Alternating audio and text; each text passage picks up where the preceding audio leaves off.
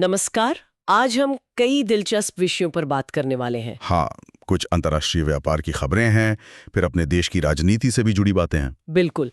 पर्यावरण और अंतरिक्ष पर्यटन पर भी नजर डालेंगे। हाँ। देखिए, अमेरिका ने भारत पर नए टैरिफ लगाए हैं।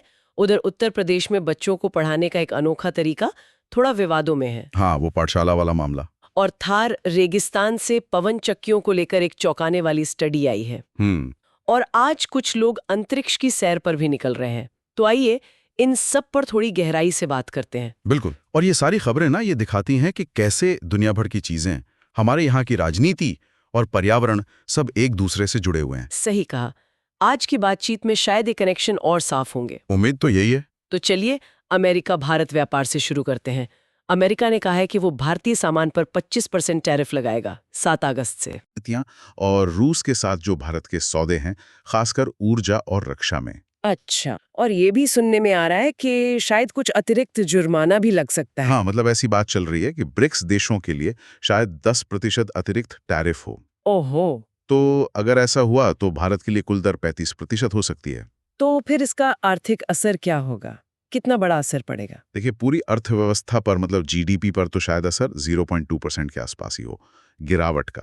अच्छा। लेकिन असली मार जो है वो कुछ खास सेक्टर्स पर पड़ेगी, जैसे कपड़ा उद्योग है, रत्न और आभूषण हैं, ऑटो पार्ट्स हैं, चमड़े का सामान है। मतलब ये चीजें महंगी हो जाएंगी अमेरिकी बाजार में। हाँ, बिल्कुल। और दिलचस्प बात यह है कि ये जो टैरिफ बढ़ता है ना, इसका पैसा सीधे कंपनियां नहीं देती। हाँ, तो कौन देता है? बोझ तो आखिर में अमेरिकी उपभोक्ता पर ही पड़ता है। चीजें महंगी हो जाती हैं उनके लिए। अच्छा, ये तो एक अलग पहलू है। हाँ, और वैसे ये टैरिफ शब्द भी बड़ा मजेदार है। अरबी के तारिफ से आया है, जिसका मतलब होता था सूचित करना या जानकारी देना। वाह, आज ये जानकारी थोड़ी महंगी पड़ रही है। कह सकते हैं। भारत सरकार का रुख वैसे साफ है। उनका कहना है कि कृषि, डेयरी, खासकर जहां नॉन वेजिटेरियन चारा इस्तेमाल होता है, और जीएमओ फसलें, इन पर कोई समझौता नहीं होगा। और धार्मिक भावनाओं का भी ध्यान रखा जाएगा। हाँ, बिल्कुल। सरकार कह रही है कि वो ये झटका सह सकती है। और ये सब तब हो रहा है जब हाल ही में भारत और अमेरिका के बीच व्यापार पर बातचीत वो सफल नहीं हो पाई थी। तो ये कनेक्शन है। अच्छा, अब देश के अंदर आते हैं। उत्तर प्रदेश से एक, क्या कहते हैं, अजीब सा मामला सामने आया है। पीडीए पाठशाला। हाँ, समाजवादी पार्टी के कार्यकर्ता चला रहे हैं इनको। और आरोप है कि बच्चों को A for Akhilesh, D for Dimple, M for Mulayam पढ़ाया जा रहा है। अरे, इस पर तो एफआईआर भी हो गई है शायद। हाँ, एफआईआर हुई है। देखिए, ये मामला जुड़ा है यूपी सरकार के एक फैसले से। सरकार ने प्राइमरी स्कूलों का विलय करने का फैसला किया था। अच्छा, मर्जर। हाँ, मर्जर। तो सपा ने इसका विरोध किया था, कहा था कि इससे शिक्षा पर बुरा असर पड़ेगा।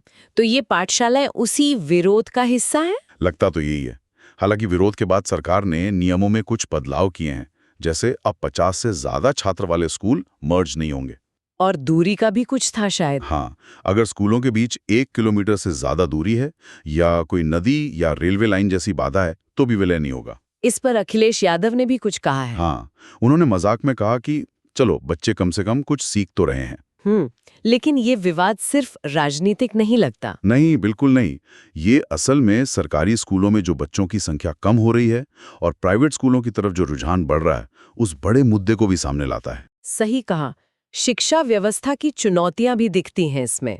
चलिए अब पर्यावरण की बात करते हैं। Wild life institute of India की एक स्टडी आई है। हाँ, ये काफी चिंताजनक है। थार रेगिस्तान के जैसलमेर इलाके में बता रहे हैं कि पवन चक्कियों से पक्षियों की मौत की दर दुनिया में सबसे ज्यादा है। हाँ, आंकड़ा बहुत बड़ा है। सालाना करीब 4,464 पक्षी प्रति 1000 वर्ग किलोमीटर, ये अनुमान है। बाप रे। और इसमें तो ग्रेट इंडियन बस्टर्ड जैसे पक्षी भी शामिल होंगे जो वैसे ही खतरे में है। बिल्कुल। ग्रेट इंडियन बस्टर्ड जो गंभीर रूप से लुप्तप्राय हैं, और जो प्रवासी पक्षी आते हैं मध्य एशिया से, सेंट्रल एशियन फ्लाईवे, उन सब के लिए बहुत बड़ा खतरा है। पर ये होता कैसे? मतलब क्यों टकराते पक्षी? मुख्य वजह है कि पक्षी, खासकर जो शिकारी पक्षी होते हैं रैप्टर्स, वो उड़ते हुए टरबाइन के ब्लेड से टकरा जाते हैं। उनकी नजर शायद नीचे शिकार पर होती है। ओह, तो इसका कोई समाधान है? हाँ, कुछ समाधान सुझाए गए हैं, जैसे ब्लेड को किसी खास रंग से पेंट करना ताकि वो पक्षियों को दिख जाएं। अच्छा। या फिर जब पक्षियों के उड़ने का पीक टाइम हो तब टरबाइन को कुछ देर के लिए बंद कर देना। और सबसे जरूरी कि पवन चक्की लगाने के लिए सही जगह चुनी जाए। इसके लिए AVSTP जैसा एक टूल भी है। लेकिन एक और चिंता की बात है शायद EIA को लेकर। हाँ, यही सबसे बड़ी चिंता है।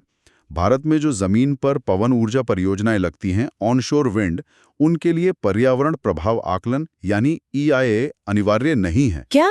ये तो अजीब है। हाँ, अब सरकार समुद्र में पवन चक्कियां लगाने पर जोर दे रही है। ऑफशोर विंड, वहां EIA अनिवार्य है, लेकिन वहां भी समुद्री जीवन पर क्या असर पड़ेगा, इसका खतरा तो बना ही हुआ है। ये वाकई एक मुश्किल संतुलन है।